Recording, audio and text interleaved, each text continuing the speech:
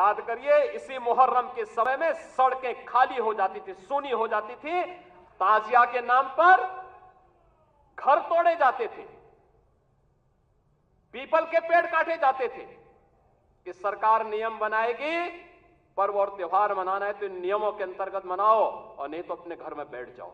दोस्तों, आपने लोगों को ये जरूर कहते हुए सुना होगा कि अब की बार मेरे तरफ का मुहर्रम बहुत अच्छा हो रहा है, अब की बार मेरे तरफ का मुहर्रम बड़ी धूमधाम से हो रहा है, हमारा मुहर्रम जीत गया, हमारा मुहर्रम हार गया।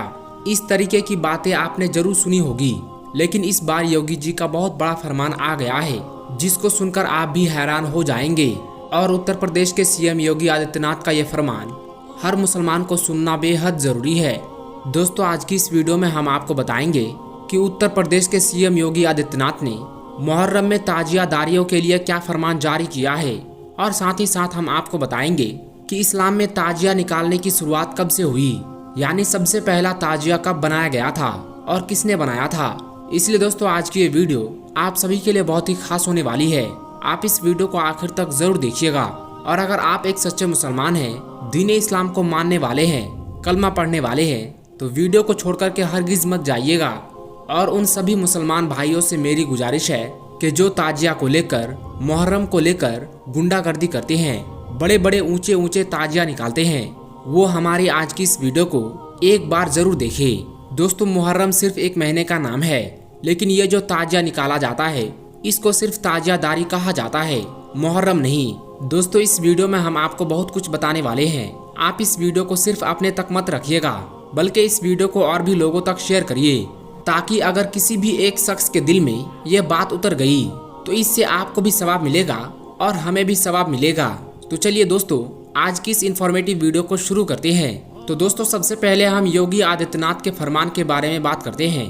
दोस्तों, योगी आदित्यनाथ उत्तर प्रदेश के मुख्यमंत्री हैं और उन्होंने कांवड़ यात्रियों के लिए क्या कहा है और मुहर्रम के लिए क्या कहा है, आइए आपको सब कुछ बताते हैं। सबसे पहले योगी आदित्यनाथ ने फरमान जारी किया है कि अगर कांवड़ यात्रा के दौरान अगर डीजे की आवाज लिमिट में ना रही, यानी अगर डीजे बजाने की आवाज बहुत ज्यादा होगी, तो हमारी तरफ से उस पर कार्रवाई होगी। और मुहर्रम के जुलूस के दौरान कोई भी तलवार या हथियार हवा में नहीं लहराएगा, यानी कि हथियार का प्रदर्शन नहीं करेगा। जो शख्स ऐसा करेगा उसके ऊपर कार्रवाई होगी। और मुहर्रम में कोई भी नई परंपरा की अनुमति नहीं होगी, यानी कि कोई भी नया चीज निकाल लेना उसकी अनुमति नहीं होगी। और दूसरों की धार्मिक भावनाओं को आहत नहीं करना है, यानी कि दूसरे धर्म के बारे में कुछ उल्टा सीधा नहीं बोलना है, दूसरे धर्म के बारे में कोई नारेबाजी नहीं करनी है। और जुलूस पर पुलिस की कड़ी निगरानी रहेगी, यानी कि पुलिस की नजर रहेगी। और सबसे ज्यादा इस चीज पर नजर रहेगी कि कोई शख्स मुहर्रम के जुलूस में तलवार या हथियार का प्रदर्शन ना करे, और ऐसा करने वालों पर कड़ी से कड़ी कार्रवाई की जाएगी। तो दोस्तों, ये हो गया सीएम योगी आदित्यनाथ का फरमान। दोस्तों, अब बात करते हैं मुहर्रम के जुलूस की। क्या आपने देखा होगा कि जब भी मुहर्रम का जुलूस निकलता है तो सबसे पहले आगे आगे ढोल बजाने वाले रहते हैं, फिर उसके बाद नाच गाना करने वाले रहते हैं, जो हुल्लड़बाजी करते हैं, शराब पीकर नाचते हैं, डांस करते हैं, और फिर उसके पीछे ताजिया रहता है।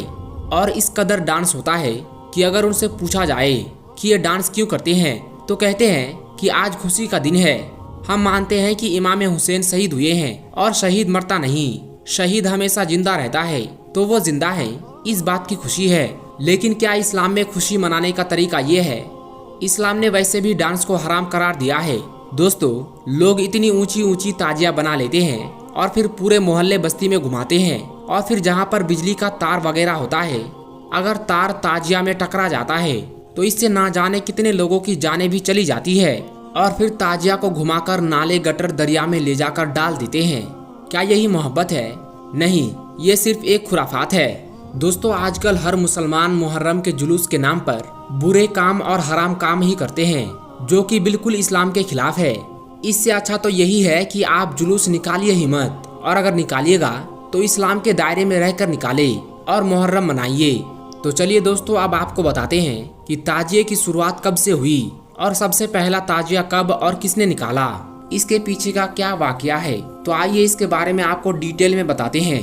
दोस्तों, ये बात है सन 1370 की, कि जब भारत, पाकिस्तान, बांग्लादेश और अफगानिस्तान ये सब देश शामिल में ही थे, यानी कि ये उस वक्त की बात है जब भारत एक विशाल देश हुआ करता था।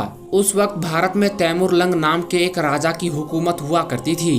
तैमूरलंग तुर्की का रहने वाला एक बादशाह था। उसको हजरत इमाम हुसैन से बहुत ज्यादा मोहब्बत थी।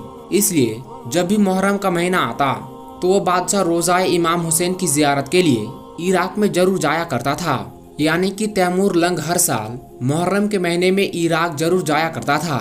लेकिन एक बार ऐसा हुआ कि तैमूरलंग सख्त बीमार पड़ गया और वो इतना ज्यादा बीमार हो गया कि वो उठकर चलने फिरने के लायक भी ना बचा।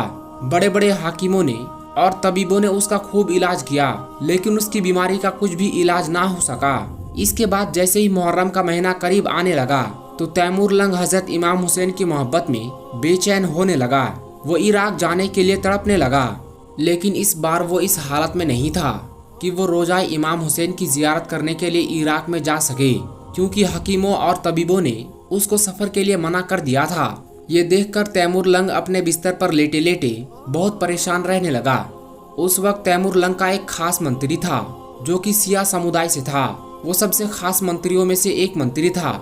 एक दिन बादशाह तैमूरलंग ने उसको अपने पास में बुलाया और अपनी इस परेशानी के बारे में उसको बताया और साथ ही उससे कहा कि वो कोई ऐसा रास्ता निकाले कि वो किसी भी तरह से रोज़ाए इमाम हुसैन की जियारत कर सके। बादशाह की इस परेशानी को देखकर फिर उस सिया मंत्री ने अपनी तमाम आवामों में ये ऐलान करवा दिया कि जो कोई भी रोज़ाए इमाम हुसैन की शक्ल में, यानी कि जो कोई भी उसका हुबहू नक्शा बना कर लाएगा, उसको बादशाह की तरफ से एक बहुत बड़ा इनाम दिया जाएगा। ये सुनकर फिर उस जमाने के जो बड़े बड़े कलाकार थे उन सब ने मिलकर रोज़ाए इमाम हुसैन के जैसा मॉडल बनाना शुरू कर दिया। इसके लिए उन्होंने बांस की लकड़ियों का इस्तेमाल किया। आखिरकार उन्होंने बांस की लकड़ियों को जोड़ जोड़ कर रोज़ाए इमाम हुसैन के जैसा नक्शा बना दिया। फिर उसको खजूर के पत्तों से और दूसरी चीज़ों से सजाया गया। आखिर में जब ये मॉडल पूरी तरह से बनकर तैयार हो गया तो फिर उसको बादशाह तैमूरलंग के सामने पेश किया गया। रोज़ाए इमाम हुसैन का मॉडल देखकर बादशाह बहुत खुश हुआ। इसलिए फिर बादशाह ने उन कलाकारों को बहुत सारा इनाम दिया। हम आपको बता दें कि ये बात सन 1370 की है। उस दिन पहली बार यह ताजिया बनकर तैयार हुआ था। जिन ताजियों को आज हम और आप देख रहे हैं उनकी शुरुआत उसी दिन से हुई थी। दोस्तों, इसके बाद तैमूरलंग की उस ताजिए की चर्चा दूर दूर तक होने लगी और यही नहीं, रसिया और चाइना के कई हिस्सों में भी ये बात फैल गई। इसके बाद जिन लोगों को हजरत इमाम हुसैन से सच्ची मोहब्बत थी वो सब लोग इस ताजिए की जियारत करने के लिए आने लगे। अब हर साल तैमूरलंग को खुश करने के लिए तरह तरह के ताजिया बनाई जाने लगी। मगर हम आपको बता दें कि तैमूरलंग का यह काम ज्यादा दिनों तक नहीं चल सका, क्योंकि एक दिन अचानक ही बादशाह की मौत हो गई। लेकिन तब तक ताजिया बनाने का ये रिवाज पूरे भारत में ही नहीं बल्कि दुनिया के कई और हिस्सों में भी फैल चुका था। इसके बाद धीरे धीरे भारत का बंटवारा होने लगा। भारत, पाकिस्तान, बांग्लादेश और अफगानिस्तान सब देश अलग अलग हो गए, मगर ताजिया बनाने का ये रिवाज वैसे ही चलता रहा। यही वजह है कि इन देशों में आज भी मुहर्रम के महीने में ताजिया बड़ी धूमधाम के साथ में निकाला जाता है। हम आपको बता दें कि ताजिया निकालने का ये रिवाज भारत से ही शुरू हुआ था, इसलिए आज भी ये रिवाज भारत के आसपास में फैला हुआ है। यानी कि इन्हीं देशों में सिर्फ ये ताजिया निकाला जाता है। इसके अलावा सऊदी अरब समेत किसी भी इस्लामिक देश में ये ताजिया नहीं निकाला जाता है। दोस्तों, हम अपनी वीडियो को यहीं पर ख़त्म करते हैं। ये वीडियो आपको कैसी लगी कमेंट बॉक्स में ज़रूर बताना।